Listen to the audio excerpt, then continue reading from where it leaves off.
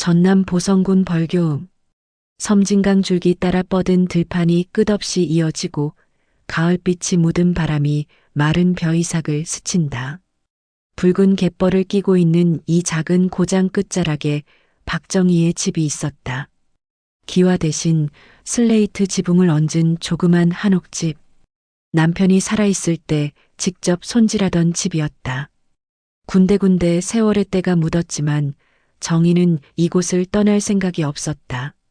남편과 함께 일군 밖과 삶의 흔적이 깃든 고향을 버리고 싶지 않았기 때문이었다. 정희는 올해 68, 30 중반에 남편을 만나 50평 남짓한 밭과 하우스를 일구며 검소하게 살아왔다. 남편 강태호가 갑작스러운 지병으로 세상을 떠난 후에도 그녀는 홀로 농사를 이어갔다. 해 뜨기 전 새벽에 일어나 호미를 들고 밭으로 나가는 것이 일상이었다. 고추 농사와 참깨 농사로는 큰 돈을 벌 수 없었지만 정희는 불평하지 않았다. 소박한 삶이지만 땀 흘려번 돈으로 살아가는데 후회는 없었다. 이만하면 됐지. 사람 마음이란 참 끝이 없는 거지. 정희는 심심할 때마다 스스로에게 그렇게 말했다. 불만 대신 감사할 줄 아는 삶이 편했다. 허나 마음 한편엔 늘 빈자리가 있었다. 외아들 박민호였다. 민호는 대학 진학 이후 서울에서 직장을 잡고 그대로 정착했다. 한때는 어머니를 모시겠다 말하곤 했지만 현실은 바빴다. 출근과 야근이 반복되는 삶에 명절이나 가족 행사가 아니고서야 먼 고향을 찾기 힘들었다. 정희는 아들이 미안하다고 말할 때마다 도시 사람들 다 그렇다. 네가 건강하면 됐다. 라고 웃어넘겼다. 속으로는 아쉬웠지만 아들에게 짐이 되고 싶지 않았다. 아들이 결혼한 건 4년 전이었다. 정희는 아들이 스스로 선택한 여자라면 기꺼이 받아들이자 마음먹었다. 결혼식 날 처음 본 며느리 유세아는 도시적이고 세련된 외모를 가졌으며 서울 강남 출신답게 말투나 제스처 하나까지 매끄러웠다. 겉보기엔 부족함 없는 며느리였다. 그러나 첫 만남 때 스친 묘한 거리감은 오래도록 마음에 남았다. 어머님, 제가 시골 초등학교에서 농촌 봉사활동 해본 적 있어서요. 루럴 에리어 분위기 익숙해요. 그녀가 말할 때 루럴 에리어라는 단어를 굳이 영어로 곁들인 이유를 정희는 알 수 없었다. 그저 며느리가 도시 사람이라 그런가 보다 넘겼다. 하지만 세월이 지나며 그때 느낀 작은 이물감은 단순한 기우가 아니었다는 걸 알게 된다. 결혼 후 한동안 아들과 며느리는 명절에만 벌교를 찾았다. 처음엔 며느리도 얌전하고 공손했다. 시골 음식이나 집안 분위기에 낯설어 하면서도 노력하려 했다. 그러나 시간이 흐르며 며느리의 태도는 조금씩 달라졌다. 벌교를 찾는 횟수는 줄고 전화 통화도 사무적으로 변했다. 그럴 때마다 정희는 스스로를 다독였다. 도시에서 살려면 바쁘겠지. 시집살이 힘든 거야 옛날 얘기니까 내가 괜한 서운함을 느끼는 거겠지. 정희는 무엇이든 좋은 쪽으로 생각하려 노력했다. 아들에게 짐이 되고 싶지 않았고 며느리와 불편한 관계를 만들고 싶지도 않았다. 하지만 참는다고 해서 마음이 완전히 편해지는 건 아니었다. 시골집 부엌에 혼자 앉아 밥을 먹는 저녁이면 종종 외로움이 불쑥 찾아왔다. 옆집에 사는 이웃이 말했다. 정희 아지매, 자식 키워봤자 소용없어. 다 그렇게 사는 거요. 아, 아니요. 우리 민호는 참 착한 아이요. 지금은 바빠서 그런 거지. 그렇게 늘 변명했다. 그러나 마음 한켠에 차가운 바람이 빈집 안을 맴도는 느낌을 감출 수 없었다. 하루는 마당에서 일하다가 허리를 펴던 중 하늘을 올려다봤다. 파란 하늘 사이로 기러기떼가 북쪽을 향해 이동하고 있었다. 그 광경을 바라보던 정희는 문득 말했다. 그래도 한 번쯤 내려오겠지. 피는 못 속인다 카더만. 그날 저녁 부엌 구석 한켠에 놓인 휴대전화가 울렸다. 화면에는 민호라는 이름이 떠 있었다. 정희는 수화기를 들며 반가운 목소리로 말했다. 그래, 민호야. 웬일이고 전화다 하고. 그 전화는 정희 인생의 또 다른 장이 열리려 하고 있음을 알리는 서막이었다. 며느리와의 갈등, 숨겨진 진실, 그리고 여자로서의 자존심을 걸고 맞서야 할 이야기가 이제 막 시작되고 있었다. 전화기 너머로 들려오는 아들의 목소리는 밝았지만 어딘가 망설임이 섞여 있었다. 어머니, 잘 지내시죠? 이번 주말에 집에 한번 올라오실래요? 집에 무슨 일 있나? 아니, 그냥 세아가 초대하고 싶대요. 직접 말은 못하지만 요즘 많이 생각하고 있대요. 정희는 잠시 말을 잊었다. 며느리 세아가 자신을 초대한다고? 그동안 명절이나 특별한 일이 아니면 찾아오라는 말 한 번 없던 사람이다. 그랬던 며느리가 갑자기 초대라니. 어색한 의심이 스멀거렸지만 모처럼 아들이 먼저 전화를 걸어온 것도 고마웠다. 그래, 가야지. 네가 오라는데 안 갈 이유가 있나? 전화를 끊고 마루에 앉아 한참을 생각했다. 며느리 유세아. 이름만 들어도 마음속이 서늘해졌다. 정희가 처음으로 며느리에게 상처를 받은 건 결혼 2달 뒤였다. 결혼식 후 서울 집에 초대받아 올라갔을 때였다. 아직 살림살이도 완전히 정리되지 않은 신혼집이었는데 그날따라 세아는 유난히 표정이 굳어 있었다. 어머니 오시느라 고생 많으셨어요. 말은 공손했지만 표정엔 기쁨이 없었다.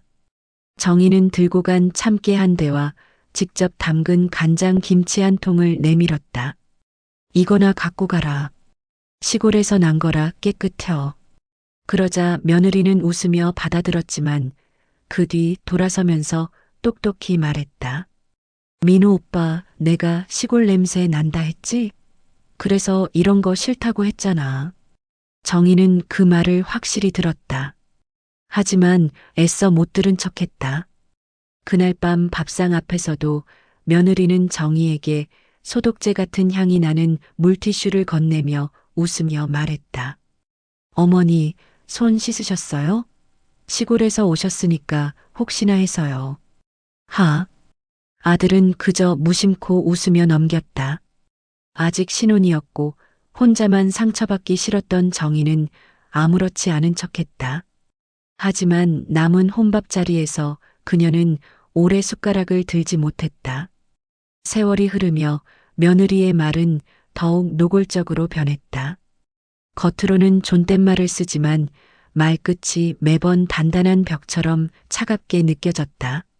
어머니, 저희 집 인테리어에 맞지 않으니까 이런 촌스러운 보자기나 수건은 앞으로 보내지 말아주세요. 어머니가 담그신 고추장은 향이 너무 강해서 좀 부담스럽네요. 저희는 마트 제품이 입에 맞아요. 저 오해 마세요. 저는 솔직한 사람이니까 그냥 있는 그대로 말씀드리는 거예요. 그녀는 언제나 솔직하게 말하는 것을 미덕이라 착각했다. 그러나 그 솔직함은 상대의 마음을 배려하지 않는 무례였다. 정희는 가끔 묻고 싶었다. 나는 왜 며느리에게 이런 말을 들어야 하나? 내가 그렇게 무시받을 만큼 잘못했나? 하지만 그녀는 끝내 그 질문을 입 밖으로 내지 않았다. 아들을 위해서였다. 아들의 결혼 생활에 흠집 내고 싶지 않아서였다. 정희가 마지막으로 마음을 다잡았던 건 작년 추석 직전이었다. 벌초를 다녀온 뒤 힘든 몸을 이끌고 도라지청, 생강절임을 준비해 도시 병원에서 일한다는 며느리의 피로를 덜어주고자 택배로 보냈다. 그러나 몇 시간 후 며느리에게 문자가 왔다. 어머니, 이런 건 보내지 말라고 몇 번 말씀드렸죠. 냄새 때문에 집에 두기도 곤란하고 정리할 시간도 없어요. 저희 라이프 스타일과 안 맞아요. 라이프 스타일이라는 말이 정희의 머릿속을 맴돌았다. 사람 사이의 정을 거추장스러운 것으로 치부하는 단어처럼 느껴졌다. 정희는 답장을 쓰려다 말았다. 몇 번이나 반복해 적었다. 지운 문장 끝에 겨우 한 줄만 보냈다. 그래, 알았다. 그리고 휴대전화를 끄고 마루에 앉아 있었다. 텅 빈 집안에 가만히 앉아 있으니 유난히 고요함이 마음을 후벼 팠다. 그날 이후 정희는 며느리에게 더 이상 무언가를 보내지 않았다. 전화도 자주 하지 않았다. 해야 할 말은 가슴속 깊이 묻어두었다. 사람에게 상처란 참 묘한 거다. 작은 말 한마디에도 생기고 그 말이 마음에 오래 눌어붙어 사람을 바꾸기도 한다. 정희는 어느새 그런 생각을 하게 됐다. 며느리와 사이가 멀어지는 걸 느끼면서도 억지로 애쓰지 않았다. 억지로 가까워지려 하면 상처만 더 늘어날 것 같았다. 그래서 이번 초대가 더 낯설었다. 며느리가 먼저 부른 자리라니. 정말 마음이 변한 걸까? 아니면 다른 이유가 있는 걸까? 그녀는 서울행 버스표를 예매해 둔 뒤 빈 거실을 한참 바라봤다. 마음 한구석이 이유 모를 찝찝함으로 무거웠다. 하지만 이번엔 피하지 않기로 했다. 그래, 한번 가보자. 도망만 친다고 삶이 달라지는 건 아니니까. 정희는 작게 혼잣말을 하며 마음을 굳혔다. 몰랐다. 그 서울행 초대가 단지 식사 자리가 아니라 모욕과 진실 그리고 숨겨진 과거가 뒤엉킬 운명의 문을 여는 시작이 될 줄은. 서울로 올라가는 버스 안 정희는 창밖으로 스쳐 지나가는 풍경을 천천히 바라보았다. 고향 집을 떠난 지 몇 시간 되지 않았는데도 마음은 이상하게 무거웠다. 아들의 초대가 반갑지 않은 것은 아니었지만 그 초대의 배경에는 분명 며느리 유세아가 있었다. 그리고 며느리와의 사이에는 그동안 켜켜이 쌓인 묵은 감정이 있었다. 별일 없겠지. 괜히 쓸데없는 생각하지 말자. 정희는 고개를 저으며 마음을 다잡았다. 사람 사이 관계란 한번 트러블이 생기면 그게 깊든 얕든 쉽게 회복되기 어렵다. 그러나 피한다고 해결되는 것도 아니다. 결국 마주해야 복도 있고 답도 나오는 법이었다. 그녀는 그렇게 마음을 정리한 뒤 눈을 감았다. 서울 고속버스 터미널에 도착하자 인파와 차 소리로 공기가 달아올라 있었다. 짐을 챙겨 나오는데 아들 민호가 터미널 입구에서 손을 흔들고 있었다. 어머니. 민호는 여전히 해맑은 웃음을 지닌 착한 아들이었다. 회사 일로 늘 바빠 보였지만 어머니를 보면 소년 같은 표정이 남아 있었다. 정희는 그 모습만으로도 울컥했다. 오랜만이다, 민호야. 어머니, 요즘 허리 아프시다면서요.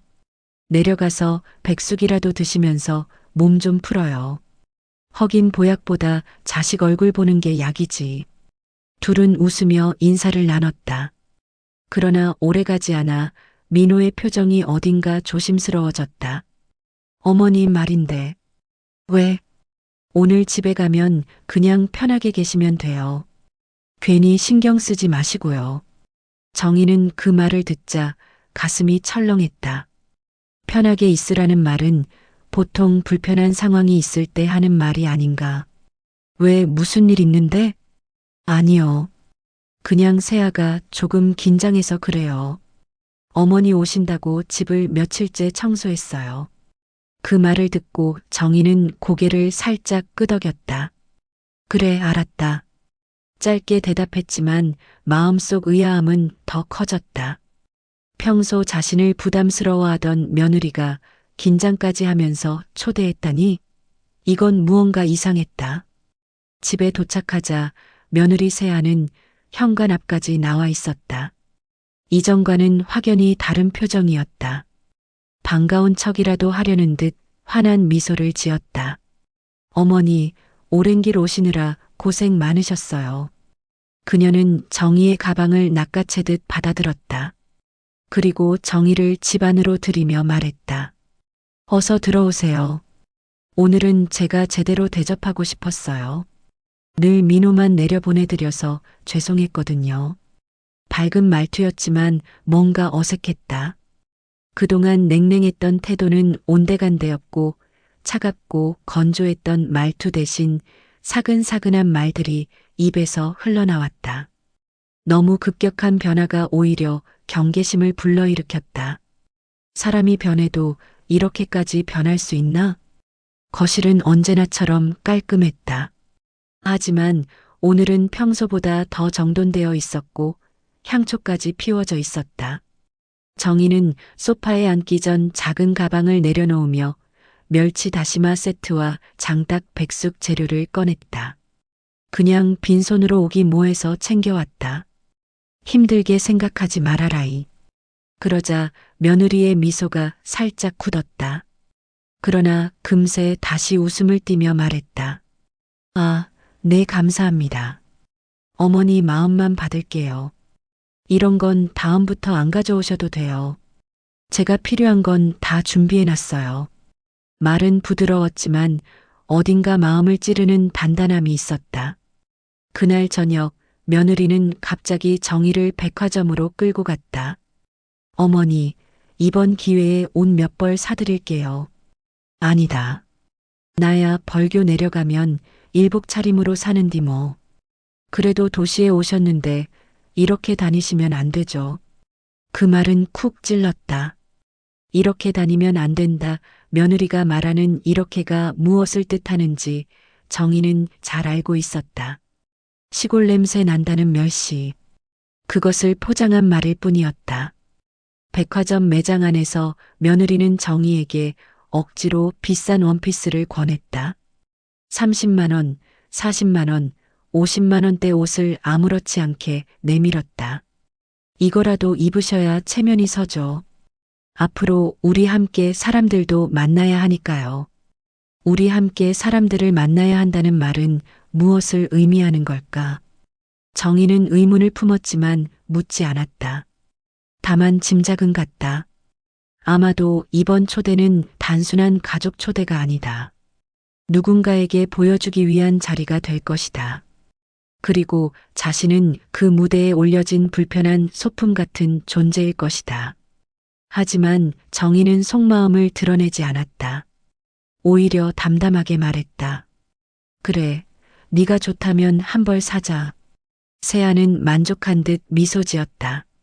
그러나 그 미소는 이상하게도 승리감이 섞여 있었다.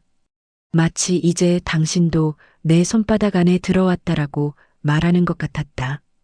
정희는 속으로 조용히 생각했다. 그래, 어디 한번 보자. 네가 무슨 생각을 하고 있는지. 그리고 그날 밤 정희는 처음으로 불길한 직감을 느꼈다. 이번 초대의 목적은 순수하지 않다. 그리고 이 모든 것은 그녀를 무너뜨리려는 어떤 계획의 시작일지도 모른다. 토요일 저녁 며느리 유세아가 말하던 작은 홈파티가 열리는 날이었다. 정희는 하루 종일 어딘가 마음 한편이 편치 않았다. 며느리가 갑자기 자신을 초대해 친절을 베푸는 것도 낯설었지만 결정적으로 마음을 걸리게 한 건 며느리의 말이었다. 어머니, 오늘 저녁에는 민호 회사 사람들이 오세요. 그냥 계시기만 하면 돼요. 최대한 조용하게요. 조용하게 있으라는 말. 그 말 속에 담긴 의도는 분명했다. 민폐 끼치지 말라는 경고 같았다. 정희는 씁쓸함을 느꼈지만 아무 말도 하지 않았다. 굳이 언쟁을 벌여봐야 감정만 상할 뿐이었다. 사람의 수준을 말로 증명할 수는 없다. 태도로 보여줄 뿐이다. 식사 자리 준비는 분주하게 진행됐다. 거실 식탁에는 각종 샐러드, 라자냐, 안심 스테이크와 수제 치즈 플래터가 가지런히 놓였다. 며느리가 직접 준비했다고 하기에는 거의 레스토랑 수준이었다. 어울리지 않게 고급스러웠고 어쩐지 자기적이었다. 이건 가족 식사가 아니다. 정희는 직감했다. 이건 보여주기 위한 무대다. 그리고 자신은 그 무대에서 노골적으로 비교당하거나 조롱당할 가능성이 있는 대상이었다. 손님들이 도착했다. 아들 민호는 평소처럼 반듯한 태도로 손님들을 맞았다. 그들의 옷차림을 보니 하나같이 비싼 정장을 입고 고급 시계를 차고 있었다. 강남권 대기업에서 볼 수 있는 전형적인 엘리트 부부들처럼 보였다. 세아 씨, 집 정말 예쁘네요. 이런 파티는 오랜만이에요. 분위기 참 좋다. 근데 오늘은 특별한 손님이 있다고요? 사람들이 묻자 세아는 슬며시 정희 쪽을 돌아보며 말했다. 네, 바로 우리 시어머니예요. 그녀는 일부러 밝은 목소리로 말했지만 그 안에는 은근한 냉소가 숨겨져 있었다. 다들 정희를 돌아보았고 정희는 자리에서 가볍게 고개 숙이며 인사했다. 먼 길 오느라 힘드셨겠어요. 서울 오시는 거 처음이세요? 요즘은 시골에서도 이렇게 멀리 올라오기 쉽지 않다던데. 누군가 가볍게 던진 말 속에는 얕은 호기심과 은근한 우월감이 비쳤다. 정희는 예의 있게 미소로 답했지만 며느리는 그 순간을 놓치지 않았다. 우리 어머니 시골 분이셔서 이런 자리는 조금 어색해 하세요. 이해해 주세요. 그 말은 웃으며 던졌지만 대놓고 갑질을 당한 것처럼 모욕적이었다. 순간 공기가 미묘하게 흔들렸다. 몇몇 사람은 애써 웃었고 몇몇은 난감한 표정을 감추지 못했다. 그러나 정희는 아무 말도 하지 않았다. 오히려 편안한 미소를 유지했다. 그 태도가 며느리의 기대와 달랐는지 세아의 눈빛이 잠시 흔들렸다. 식사가 시작되자 세아는 정희 옆에 앉아 연신 도움을 주는 척하며 사람들 앞에서 정희를 조롱하기 시작했다. 어머니, 포크는 이렇게 잡는 거예요. 아, 아니구나, 오른손이요. 네, 그거 아니에요. 그거 아니고요. 어머님, 라자냐 드셔보셨어요? 아마 처음 드셔보실 거예요. 시골에서는 이런 거 흔치 않잖아요. 여러분, 저희 어머니가 직접 농사 지으세요. 고추 농사 40년 베테랑이시라는데요. 하하. 그녀는 농사라는 말을 일부러 크게 강조했다. 마치 나는 도시 여자, 당신은 시골 여자라는 신분 구도를 공개적으로 만들려는 듯했다.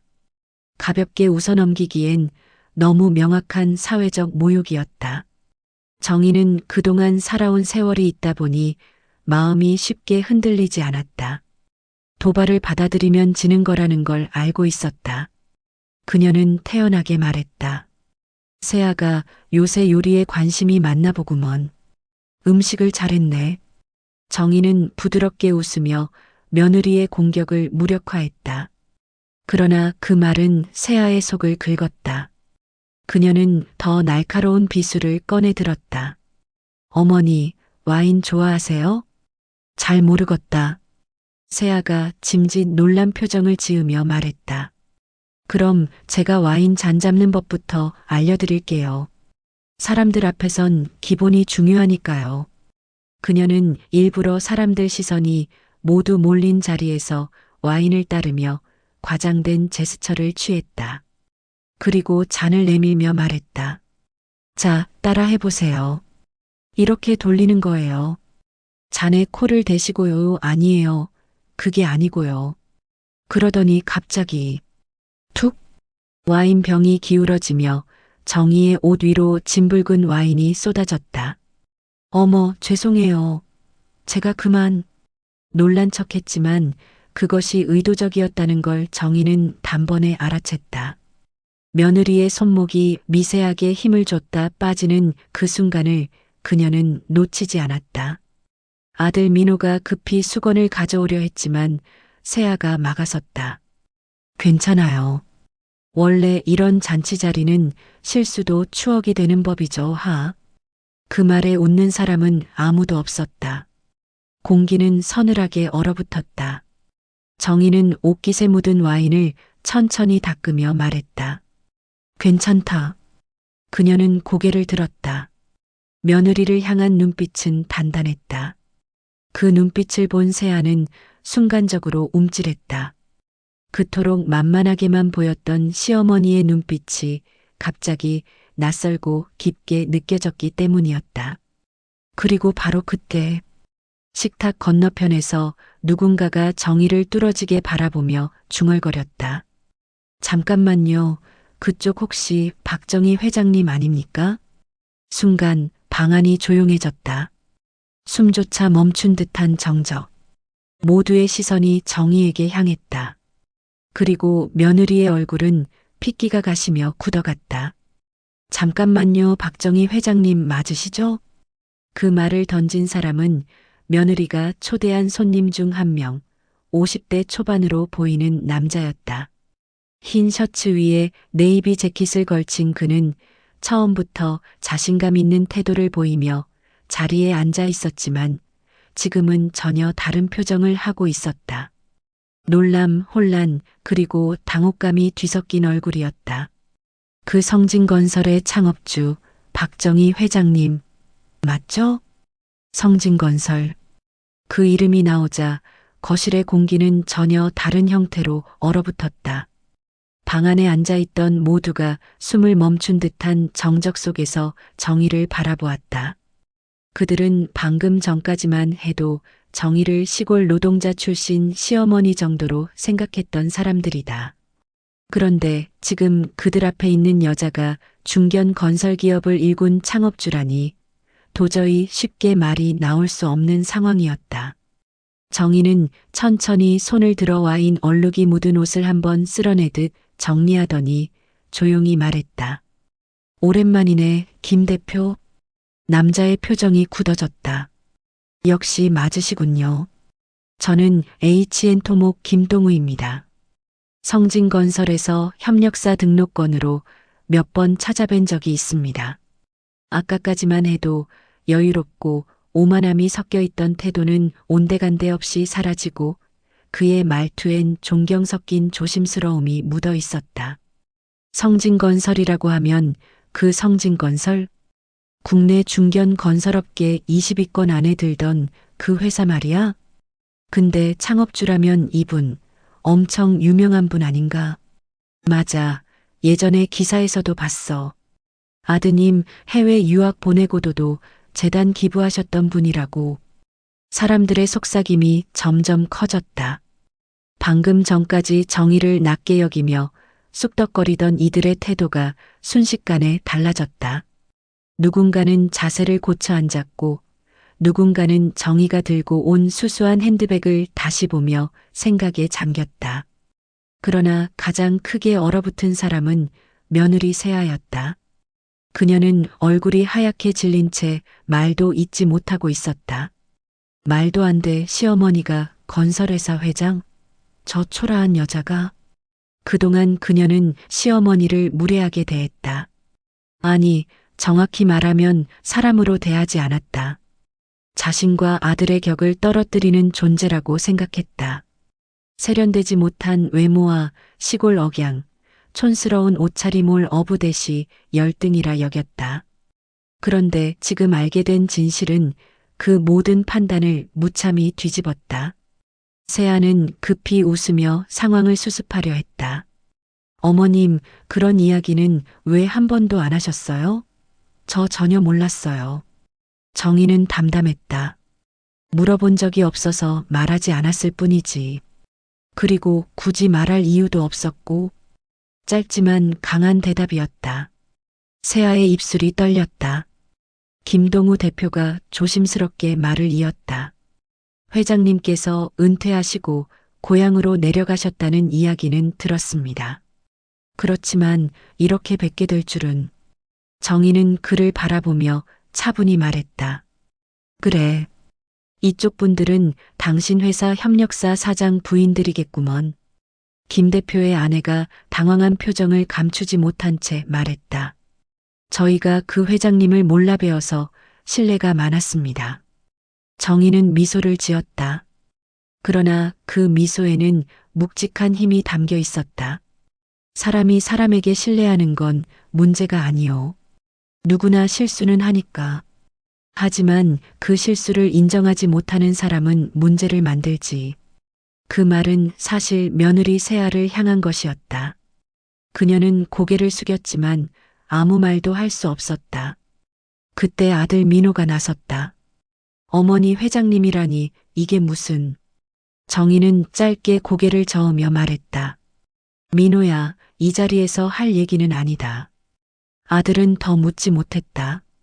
그는 평생 처음 느껴보는 충격 속에서 어머니를 달리 바라보고 있었다. 정희는 며느리를 천천히 쳐다봤다. 그 눈빛은 책임 있는 장년의 여유와 단단한 삶의 무게를 지닌 여자의 눈빛이었다. 동시에 그 안에는 서늘한 경고가 담겨 있었다. 세아야. 정희는 낮고 단단한 목소리로 말했다. 사람을 판단할 때 겉만 보면 안 된다는 걸 오늘 조금은 느꼈을 거다. 세아는 고개를 들지 못했다. 숨소리조차 들리지 않았다. 그동안 그녀가 쌓아 올렸던 오만과 자만이 산산이 무너진 순간이었다. 그러자 정희는 마지막으로 덧붙였다. 진짜 시험은 이제부터니께. 그리고 방 안의 공기는 다시 한번 무겁게 가라앉았다. 정희가 마지막 말을 던진 뒤 거실은 숨소리조차 삼켜버린 듯 잠잠해졌다. 방금 전만 해도 시끌벅적하던 분위기는 온데간데없고 무언가 무겁고 날카로운 것이 공기 속에 깔려 있었다. 누구도 쉽게 말을 꺼내지 못했다. 갑작스럽게 드러난 정의의 정체, 예상치 못한 권력의 균형 붕괴, 그리고 그 중심에 며느리 유세아가 있었다. 세아는 완전히 굳어 있었다. 입술은 말라붙어 있었고 눈빛은 흔들리고 있었다. 불과 몇 분 전까지만 해도 그녀는 이 자리를 완벽히 통제하고 있다고 믿었다. 세련된 도시 사람들 앞에서 시골 시어머니를 은근히 낮춰 보이며 자신의 사회적 위치를 과시하려 했다. 하지만 한순간에 판은 뒤집혔다. 그리고 지금 그녀는 모두가 지켜보는 가운데 무례한 인간으로 남았다. 민호가 조심스럽게 어머니에게 다가갔다. 어머니, 정말 회장님이셨어요? 왜 말씀 안 하셨어요? 말해서 뭐하냐? 사는데 꼭 필요한 말만 하면 된다. 짧고 단단한 대답이었다. 세상에서 성공한 사람들은 과시가 아니라 침묵으로 무게를 드러낸다는 말이 있다. 지금의 정의가 그랬다. 오히려 말없이 앉아있는 모습만으로도 사람들을 압도했다. 그때 세아가 갑자기 탁 하고 의자에서 일어섰다. 그리고 정의 앞까지 다가오더니 그 자리에서 무릎을 꿇었다. 거실이 순식간에 술렁거렸다. 세아야, 뭐 하는 거야? 아이고 세상에. 이런 자리에 무릎을 꿇다니. 사람들의 목소리가 겹쳤지만 정희는 가만히 세아를 내려다보기만 했다. 세아는 떨리는 목소리로 말했다. 어머니 죄송합니다. 제가 철이 없었습니다. 제 행동이 무례했고 어머니 마음을 아프게 했다는 걸 이제 알았습니다. 그녀는 계속 머리를 숙인 채 말했지만 그 목소리에는 진심이라고 하기엔 어딘가 불편한 기색이 섞여 있었다. 감정이 아니라 상황을 모면하려는 조급함이 느껴지는 사과였다. 일어나라. 정희가 조용히 말했다. 그러나 세아는 고개를 들지 않았다. 정말 죄송합니다. 제가 너무 바보 같았습니다. 용서해 주세요. 앞으로 잘하겠습니다. 노력할게요. 진심이에요. 정희는 차가운 눈빛으로 세아를 내려다보며 다시 말했다. 일어나라고 했다. 그 목소리는 크지 않았지만 단호한 힘이 있었다. 세아는 움찔하며 고개를 들었다. 순간 정희의 두 눈과 마주친 그녀는 다시 숨이 막혔다. 그 눈빛은 분노도 울컥한 감정도 아니었다. 차가웠고 담담했고 깊었다. 사람을 끝까지 본 사람이 가지는 눈빛이었다. 내가 지금 무릎을 꿇어야 할 사람은 내가 아니다. 정희는 낮고 단단한 목소리로 이어갔다. 인간으로서 남을 낮추고 업신여긴 너 자신에게 먼저 사과해라. 그래야 남에게도 제대로 사과할 수 있는 거다. 그 말은 방 안을 흐르던 거짓 사과의 공기를 무너뜨리는 진실이었다. 사람들은 숨을 삼켰다. 어떤 위선도 견딜 수 없는 힘 있는 말이었다. 하지만 세아는 바로 일어나지 못했다. 그녀는 여전히 무릎을 꿇은 채 주저앉아 있었다. 고개를 들고 주변을 바라보자 주변 사람들의 표정이 보였다. 방금 전까지는 그녀에게 아부하듯 웃던 사람들, 그녀의 강남 품격을 칭찬하던 사람들. 그들은 모두 그녀에게서 멀어진 눈빛을 하고 있었다. 그 순간 세아는 깨달았다. 이 자리는 내가 통제하던 자리가 아니었다. 내가 위라 믿었던 이 무대는 순간에 무너질 만큼 얕은 모래성 같은 자리였다. 세아는 다시 고개를 숙였다. 죄송합니다. 정말 잘못했습니다. 그러자 옆에서 지켜보던 아들 민호가 자리에서 벌떡 일어났다. 세아야, 그만해. 지금 이런 식으로. 하지만 정희가 손을 들어 그를 막았다. 민호야, 사과는 누구를 위해 하는 거냐? 민호는 아무 말도 하지 못했다. 정희는 며느리를 천천히 바라보며 마지막으로 말했다. 사람은 실수할 수 있다. 하지만 같은 실수를 반복하면서 남을 탓하면 안 된다. 그게 가장 비겁한 인간이다. 말을 마치고 정희는 그 자리에 조용히 앉았다. 그러나 대화는 거기서 끝나지 않았다. 오히려 새로운 갈등의 서막이었다. 그날 이후 세아는 끊임없이 연락을 쏟아냈다. 문자, 전화, 장문의 메시지. 하지만 정희는 쉽게 답하지 않았다.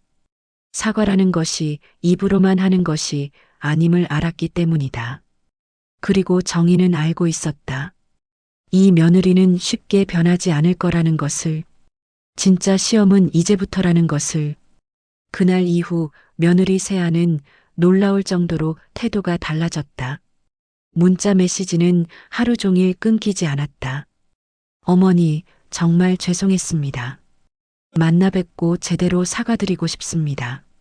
어머니, 제가 미쳤었습니다. 다시는 그런 일 없을 거예요. 어머님이 원하신다면 뭐든 하겠습니다. 정희는 답장을 하지 않았다. 용서는 다정함이나 훈훈함으로 주어지는 것이 아닐 때가 있다. 사람을 무시한 것은 단순한 감정 문제가 아니다.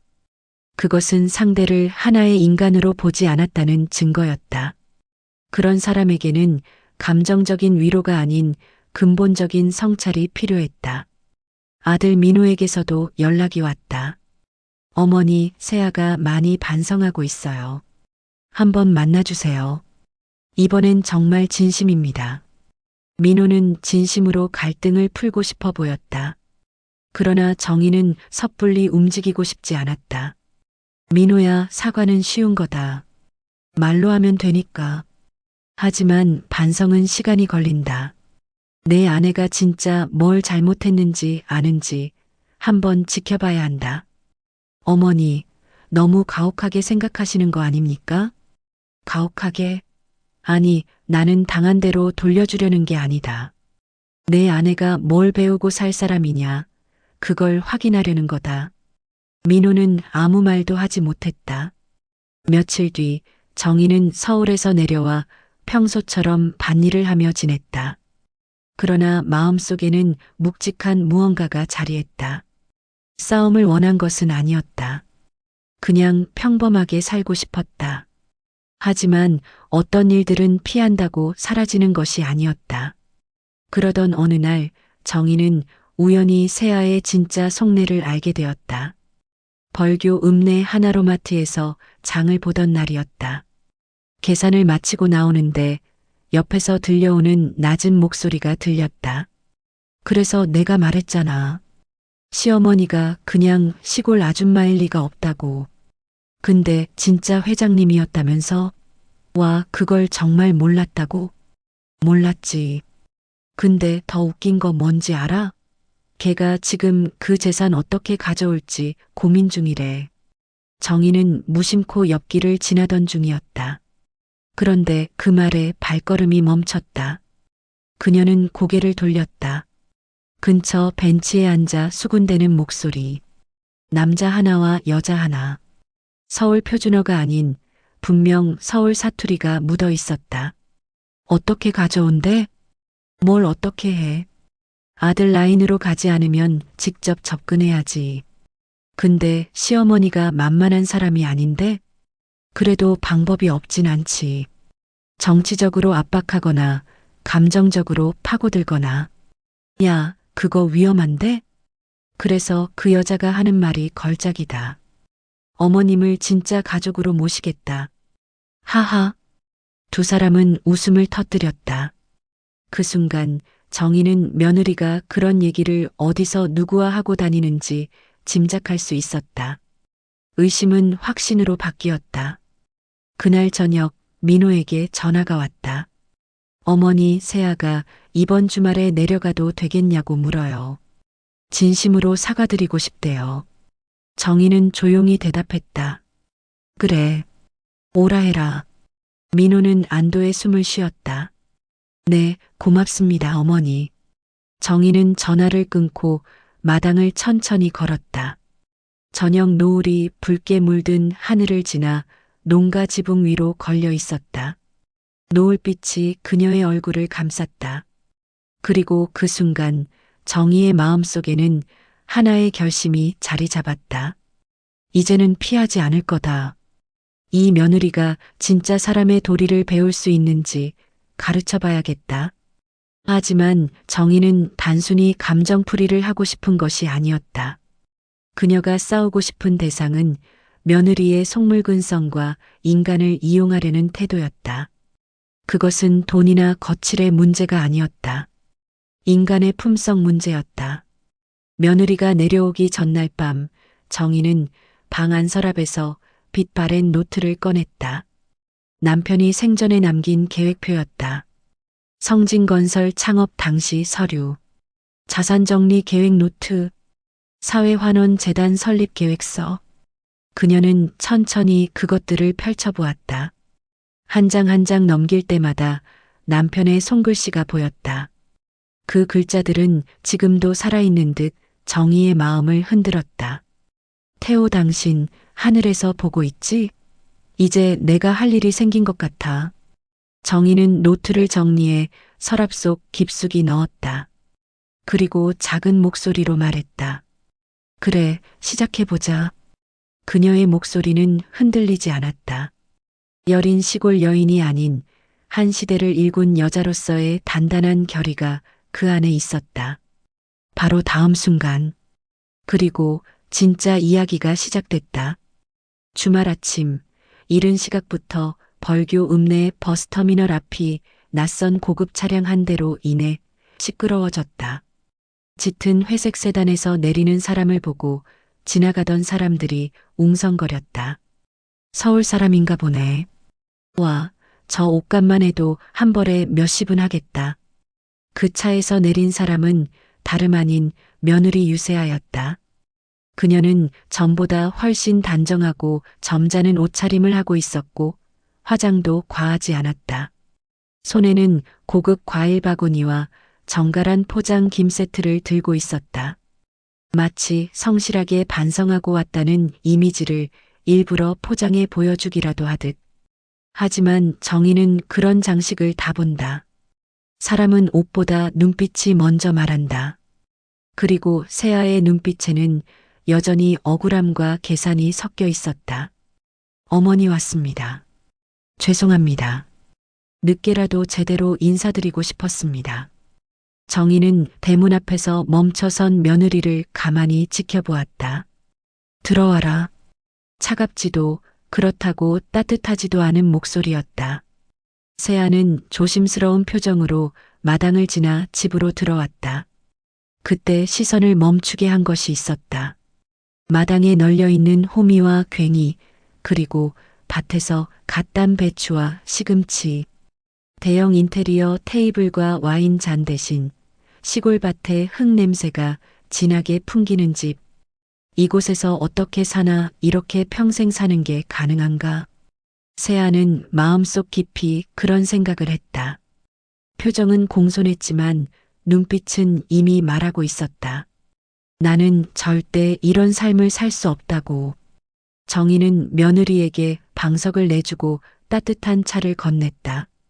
하지만 그 차분한 침묵은 오히려 세아에게 더 큰 압박이 되었다. 어머니, 그날 정말 죄송했습니다. 제가 너무 경솔했고. 정희는 며느리의 말을 잘랐다. 사과는 됐다. 세아는 멈칫했다. 네. 사과할 거면 이제 그만해라. 입으로만 하는 사과는 귀찮다. 세아의 표정이 흔들렸다. 준비해온 말들이 무력하게 떨어졌다. 정희는 천천히 물었다. 내가 뭘 잘못했는지 알고 사과하는 거냐? 내 어머니께 무례했고 제가 철이 없었고. 아니다. 정희는 단호히 말했다. 그건 내가 한 행동의 겉모습만 설명한 거다. 내가 한 말과 행동의 본질은 따로 있다. 말해봐라. 뭘 잘못했나? 세아는 대답하지 못했다. 머릿속에선 계산이 바쁘게 돌아가고 있었다. 하지만 정희의 눈빛은 거짓을 용납하지 않을 것 같았다. 정희가 말을 이었다. 너는 사람을 아래 위로 나눴다. 그리고 아래라고 판단한 사람은 마음대로 무시해도 된다고 생각했다. 그게 내 잘못이다. 그 말은 가슴 깊이 박히는 돌멩이 같았다. 세아는 입술을 깨물었다. 그동안 한 행동들이 머릿속에 떠올랐다. 시골에서 왔다고 무시한 말들, 남편 앞에서도 서슴없이 시어머니를 모욕했던 순간들, 그리고 그 뒤에 숨겨져 있던 자신의 오만. 하지만 그 순간 또 다른 생각이 떠올랐다. 그래도 시어머니가 나에게 처음 상처 준 것도 아니잖아. 나도 도시에서 살아남아야 하는데 어쩔 수 없었을 뿐이야. 그리고 시어머니가 회장님이라는 것도 숨겼잖아. 그 생각이 그녀의 진짜 민낯을 드러냈다. 그녀는 아직 반성하지 않았다.